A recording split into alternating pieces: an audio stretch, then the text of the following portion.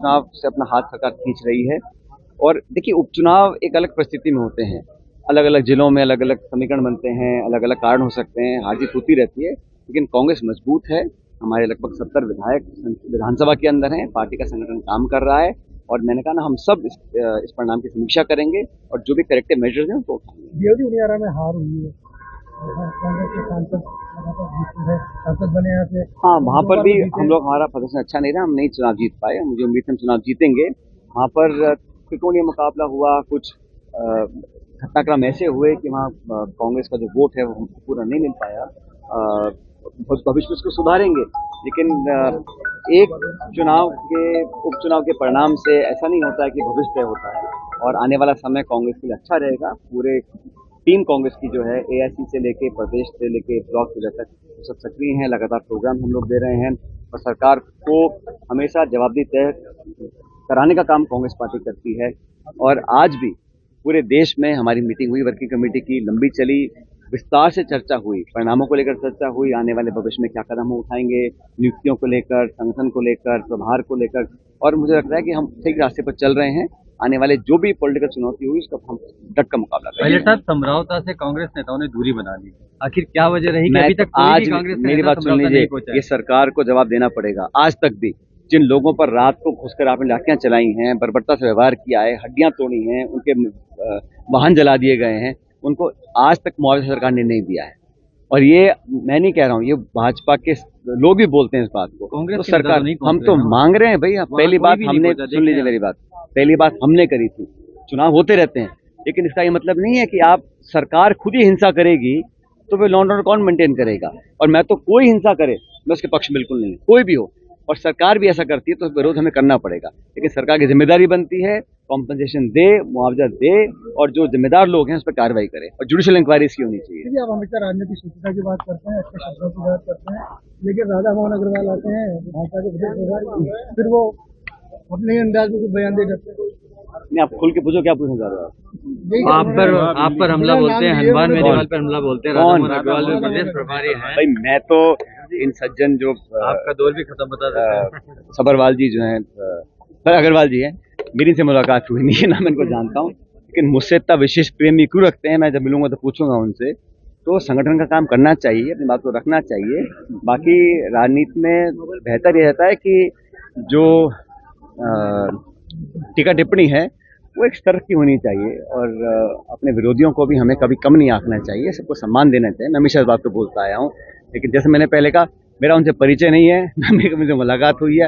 अगर कहीं मुझे मिल गए तो पूछूंगा जरूर कि उनको मुझसे इतना स्नेह और प्रेम क्यों है। आपसे तो सभी को स्नेह है, करोड़लाल जी भी आपकी तारीफ करते हैं, इतना स्नेह क्यों बीजेपी वालों?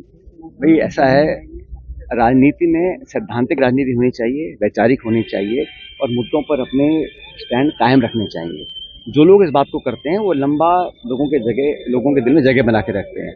और मेरी कोशिश हमेशा रह रही है कि राजनीति में चाहे हम हारे चाहे जीतें, जनता के बीच रहना चाहिए, विनम्र रहना चाहिए, और कड़वे बोल बोल कर कोई बहुत ज़्यादा लंबा जाता नहीं है। ये मेरा अनुभव रहा है। बिजली बिल क्या कहेंगे?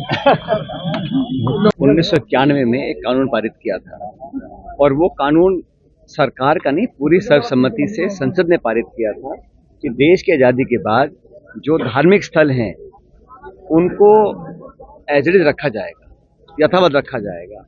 लेकिन कहीं ना कहीं जो लोअर कोर्ट्स हैं वहाँ पर इस प्रकार के घटनाक्रम सामने आ रहे हैं जहाँ पर लोगों में बेवजह तनाव पैदा हो रहा है। और मुझे लगता है चाहे वो संभल का मसला हो या अजमेर का मसला हो, जानबूझ के कोई ताकतें हैं इस देश में जो चाहती हैं कि जनता का ध्यान किसान, महंगाई, बेरोजगारी से हटाकर इन मुद्दों पर आकर्षित किया जाए।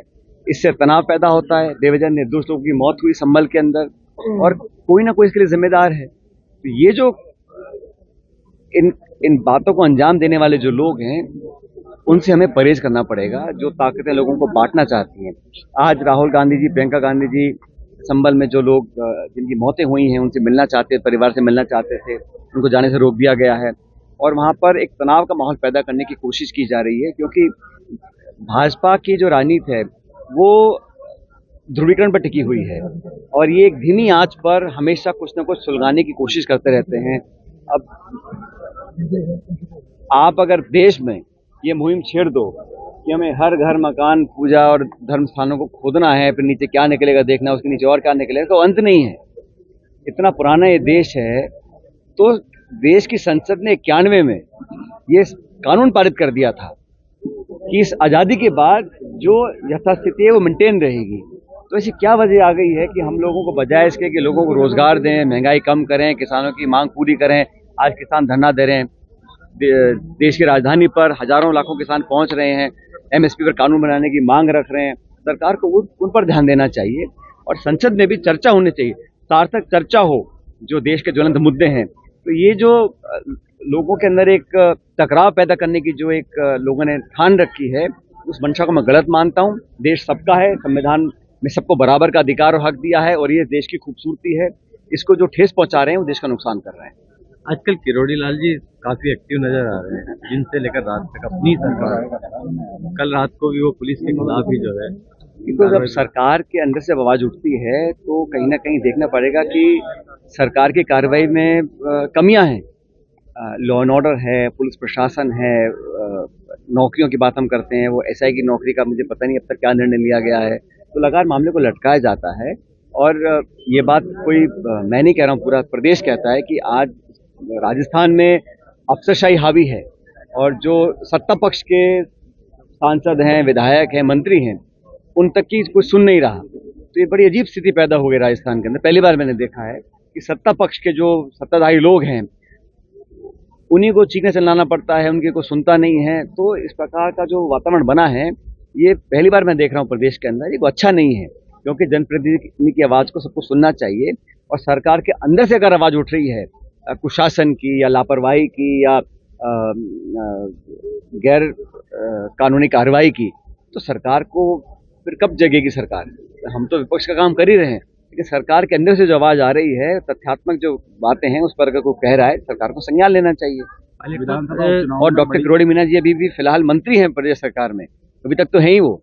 उनकी बात तो सरकार को सुनना चाहिए, क्यों नहीं सुनती है सरकार? पहले था 7 में से 6 सीट कांग्रेस आ जाती, क्या टिकट वितरण में बड़ी कमी रही है? देखिए, देश में जो अलग अलग राजस्थान के साथ कई क्षेत्र में चुनाव हुए, ये बात बिल्कुल सही है कि महाराष्ट्र में, हरियाणा में जो परिणाम आए वो उम्मीद से बिल्कुल चौंकाने वाले परिणाम थे।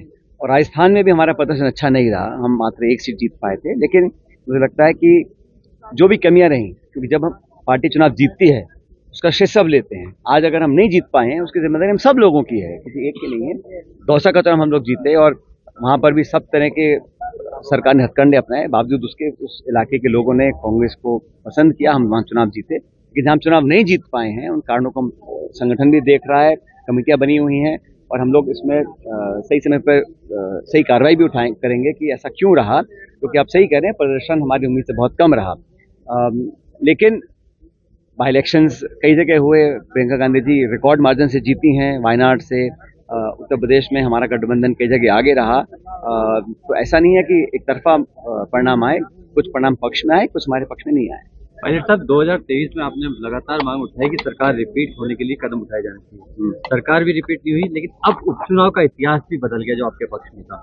ऐसी सूरत में 2028 को लेकर चिंता की लकीरें अभी तो चुनाव पंचायत के होंगे, नगर पालिकाओं के होंगे, उसको सरकार पोस्टपोन करने के मूड में लग रही है। मुझे समय पर चुनाव होने चाहिए, तो अधिकारी बैठेंगे वो बेहतर है, ऐसे बढ़िया जो गाँव देहात के लोग हैं वो पंचायतों को चलाएंगे। इसलिए सरकार को तुरंत चुनाव कराने चाहिए। पता नहीं किस कारण से चुनाव से अपना हाथ सरकार खींच रही है। और देखिए, उपचुनाव एक अलग परिस्थिति में होते हैं, अलग अलग जिलों में अलग अलग समीकरण बनते हैं, अलग अलग कारण हो सकते हैं, हार जीत होती रहती है। लेकिन कांग्रेस मजबूत है, हमारे लगभग 70 विधायक विधानसभा के अंदर हैं, पार्टी का संगठन काम कर रहा है और मैंने कहा ना, हम सब इस परिणाम की समीक्षा करेंगे और जो भी करेक्टिव मेजर्स हैं उनको उठाएंगे। में हार हुई है, कांग्रेस के सांसद बने हैं। हाँ, वहाँ पर भी हम लोग, हमारा प्रदर्शन अच्छा नहीं रहा, हम नहीं चुनाव जीत पाए। मुझे उम्मीद है हम चुनाव जीतेंगे। वहाँ पर त्रिकोणीय मुकाबला हुआ, कुछ घटनाक्रम ऐसे हुए कि वहाँ कांग्रेस का जो वोट है वो हमको पूरा नहीं मिल पाया।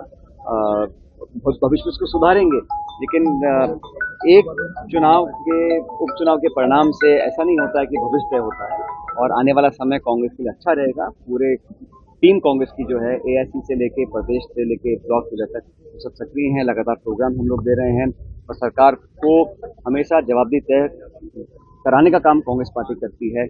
और आज भी पूरे देश में हमारी मीटिंग हुई, वर्किंग कमेटी की लंबी चली, विस्तार से चर्चा हुई, परिणामों को लेकर चर्चा हुई, आने वाले भविष्य में क्या कदम हम उठाएंगे, नियुक्तियों को लेकर, संगठन को लेकर, प्रभार को लेकर, और मुझे लगता है कि हम सही रास्ते पर चल रहे हैं। आने वाले जो भी पॉलिटिकल चुनौती हुई उसका हम डट का मुकाबला करेंगे। पहले साहब, समझौता से कांग्रेस नेताओं ने दूरी बना ली, आखिर क्या वजह रही कि मैं अभी तक कोई आज भी कांग्रेस का मेरी नेता बात सुन समझौता लीजिए, नहीं पहुंचा है? ये सरकार को जवाब देना पड़ेगा। आज तक भी जिन लोगों पर रात को घुसकर आप